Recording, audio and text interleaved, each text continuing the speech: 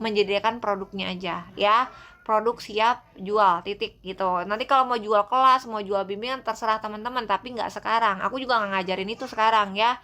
Kalau belum ada ininya kapasitasnya ya jangan, nanti kalian malah dihujat sama orang lain ya.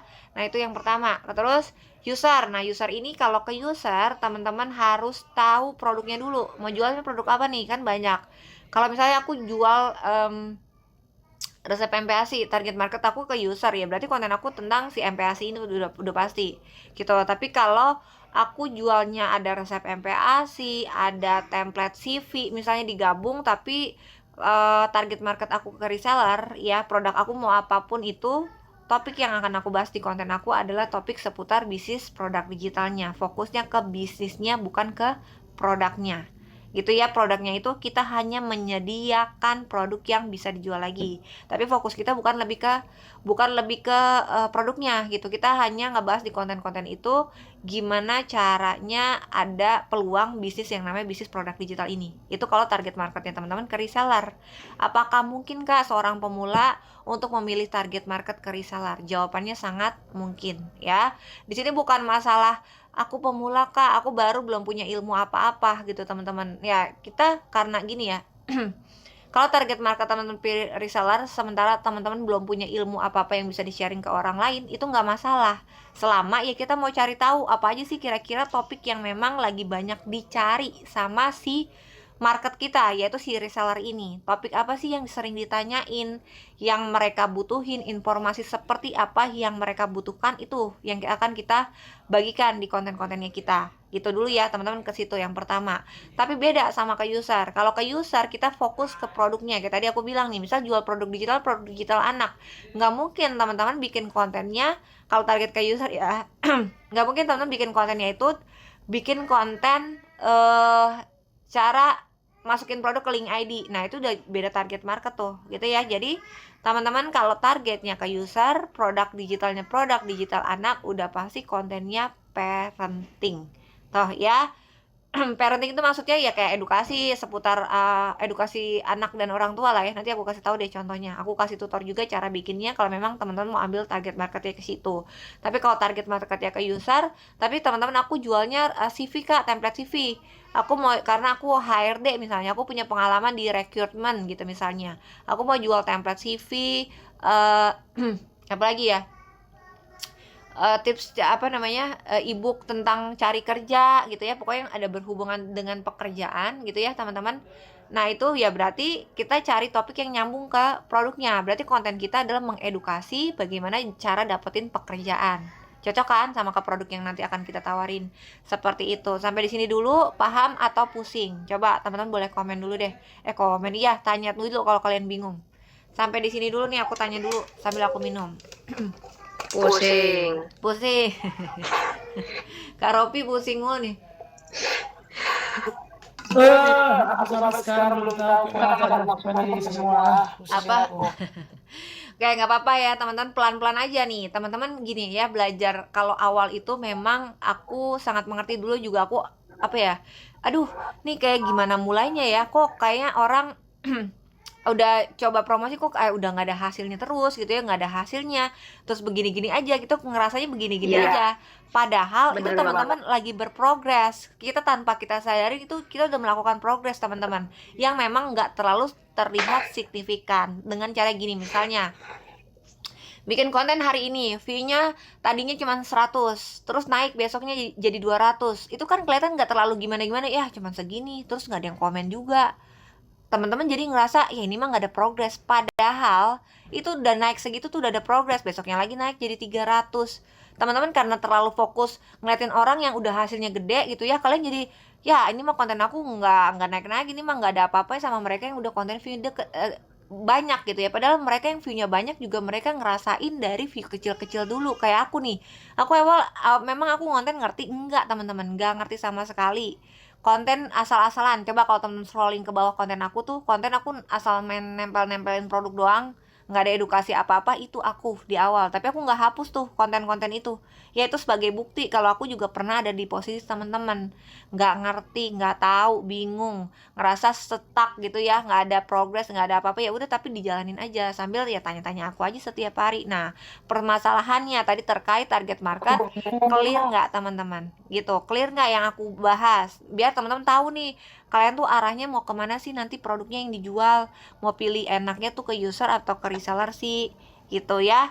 Ya teman-teman, udah berapa lama dari nol hingga sekarang? Aku pokoknya mulai di April, aku mulai ngonten itu di April, Mei ya, pertengahan Mei ya, pertengahan Mei lah aku udah mulai ngonten, tapi ya masih asal-asalan. Makanya aku awal itu promosi pakai status gitu, aku nggak terlalu fokus ke konten karena aku juga nggak ngerti, nggak ada yang ngajarin gitu teman-teman gitu. Jadi ya udah, setaunya aku aja aku posting apa ya, kayak teman-teman lah ya, kalian tahu punya worksheet, diposting aja di kontennya kalian gambar worksheetnya, berharap ada yang beli. Nah sama itu, aku juga kayak gitu waktu pertama kali mulai seperti itu, buku dongeng, posting aja tuh buku dongeng gitu ya, saya beli ke sosmed karena aku sepi followers. Nah teman-teman yang ngerasa nggak punya followers, sama aku juga mulai dari 100 followers kok, bukan tiba-tiba aku banyak followersnya, enggak ya. Itu munculin followers karena apa? Karena aku rajin live yang pertama juga, konten aku udah banyak yang FYP. Cara dapetin konten FYP, bikin konten yang bermanfaat buat orang lain. Makanya aku sering ngajarin teman-teman bikin konten tuh edukasi banyakin. Tapi kan aku pemula kak, masa aku ngedukasi orang lain? Ya teman-teman, jadilah seseorang yang seakan-akan ahli di bidangnya gitu. Walaupun gini, kalian baru belajar nih cara masukin produk, baru bisa gitu ya misalnya, terus kalian teman-teman bikin konten masukin produk, cara upload produk ke cara upload produk ke link ID gitu, padahal kalian juga baru seminggu bisa, baru seminggu lancar, ya nggak apa-apa, nggak masalah. Itu kita berbagi ilmu, namanya ilmu kalau di share orang senang sama kita, karena kita apa ya, maksudnya nggak pelit ilmu, orang senang dia follow kita udah dapet tuh namanya followers. Orang senang sama konten kita, dia save, dia ngerasa konten kita bermanfaat, dia save atau dia share lagi ke banyak orang, konten kita view-nya semakin naik lagi. Makanya aku selalu bilang teman-teman di sini itu jangan fokus ke jualan dulu. Kalau fokusnya ke jualan dulu agak susah. Kalau mau dibantu langsung jualan, pakai status dulu, promosinya ke status. Konten itu untuk nge-branding akunnya teman-teman. Kalau mau cepat promosi lewat TikTok ya, dibantu pakai live. Itu sebenarnya jalan tolnya teman-teman tuh, kalau kalian mau ambil jalan pintasnya gitu. Live itu trafficnya gede banget teman-teman. Buat teman-teman yang yang masih ya kak, tapi aku live bingung mau ngomong apa, itu sih sering ya, paling sering aku kalau live itu penontonnya sedikit kak, sedih gitu ya, nggak ada yang nanya juga, ngapain aku live, bingung mau ngomong apa tuh banyak. Karena ya tapi teman-teman nggak bisa asal gimana ya, kalau live itu aku nggak langsung live. Aku tuh 200 followers waktu itu.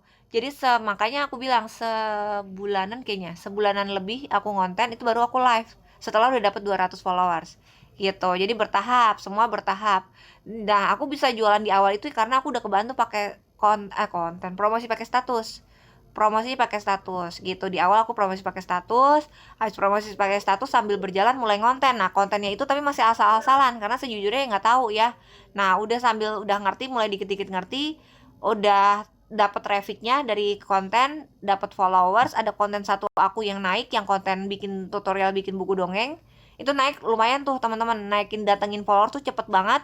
Nah dari situlah followers aku cepet naiknya. Nah dari situ aku udah punya kesempatan langsung bikin live. Nah dari live itu, live tidak langsung rame seperti teman-teman lihat live aku sekarang. Dulu yang masuk berapa, sama kayak teman-teman yang baru live sekarang nih, ada nggak di sini yang baru live? 1, 2 hilang, 1, 2, 3 hilang, ntar ada yang stay 1 nggak nanya, diem aja, ditanya nggak komen ya. Paling banyak 10 orang, lama-lama jadi 2 gitu. Sama aku juga ngerasain awal-awal nge-live tuh sepi, nggak enak, bingung mau ngomong apa ya, nggak ada yang nanya, ditanya balik kagak ada yang ngerespon gitu. Pasti kayak gitulah, itu normal banget, itu pasti dirasain. Tapi kalau teman-teman konsisten konten sama live itu kebantu, jadi trafficnya itu datang nanti lama-lama. Tapi ya itu harus tetap konsisten, jadi nggak bisa nge-live itu jarang-jarang tuh, nggak bisa. Kalau teman-teman mau cari waktu live itu, mungkin bisa cari waktu live yang sama terus. Misal gini, dalam waktu 1 hari aku bisa nih kak live 3 kali misal, tapi teman-teman cari 1 jam yang bisa tetap sama gitu ya. Misal aku selalu bisa live itu yang rutin pasti bisa itu di jam 5 sore karena itu pasti aku nggak ngapa-ngapain. Nah itu harus teman-teman selalu bikin di jam yang sama, di jam 5. Untuk 2 jam lagi yang lain tuh yang live kedua ketiga mau kalian geser-geser jamnya terserah, atau mau nggak live lagi nggak sempet ya nggak masalah gitu ya. Seperti itu ya teman-teman ya. Iya, live penontonnya hilang timbul ya, kayak gitu pasti. Kalau di awal mah udah pasti begitu. Gitu. Ada yang ya akunnya bagus gitu ya, jodoh-jodohan juga. Ada yang baru live nggak lama juga langsung rame, ada juga keberuntungan juga masuk ke situ. Tapi apa ya, sebanyak yang aku alamin gitu ya teman-teman, bukan tentang keberuntungan ya, tapi ke bagaimana si algoritma ini ngebaca kita konsisten atau enggak. Makanya jam nge-live itu diperluin tuh teman-teman, cari jam yang benar-benar kalian bisa sama terus gitu ya. Kalau bisa live-nya 1 doang, 1 per hari. Kalau bisa 3 ya 2-nya random, terserah kalian lo mau jam berapa, mau dibulak-balik jamnya, mau acak-acakan boleh, tapi cari 1 jam aja 1 hari itu yang benar-benar selalu jamnya on time gitu. Itu yang aku lakukan di awal tuh, aku nggak pernah geser semenit pun teman-teman. Pokoknya udah live ya udah live jam 7 dulu, aku mulai di jam 7 tuh seringnya, sampai sekarang sih masih konsisten di jam yang itu ya, walaupun sekarang udah mulai geser-geser. Jadi jam 7 itu aku pasti live tuh pagi. Udah pokoknya jam 7 tuh jam live pagi aku yang pasti aku live. Nanti kalau sempet ya siang aku live, kalau enggak ya pokoknya udah live lah di jam 7 pagi tuh mesti aku nge-live. Gitu sih tips aku, tapi itu nanti bahasnya nanti ya di live ya. Karena kan kalau live itu teman-teman nggak semua bisa ya. Nggak semua mau, nggak semua bisa. Padahal kalau aku boleh jujur ke teman-teman, live itu datengin trafficnya lumayan banget ya. Pokoknya traffic live itu gede banget buat teman-teman bisa jualan. Pasti teman-teman di sini banyak tahu dah siapa namanya Kak Cindy tuh ya. Tuh dia juga dapetin penjualan banyak itu kalau teman-teman tahu di live. Dia pernah sharing sama aku waktu live-nya lagi kena pelanggaran sepi ya. Gitu. Dia bilang Kak semenjak live-nya dia mulai rame gitu, penontonnya tuh yang nonton kan sampai 800, 700 orang, itu naikin penjualan banget gitu ya teman-teman.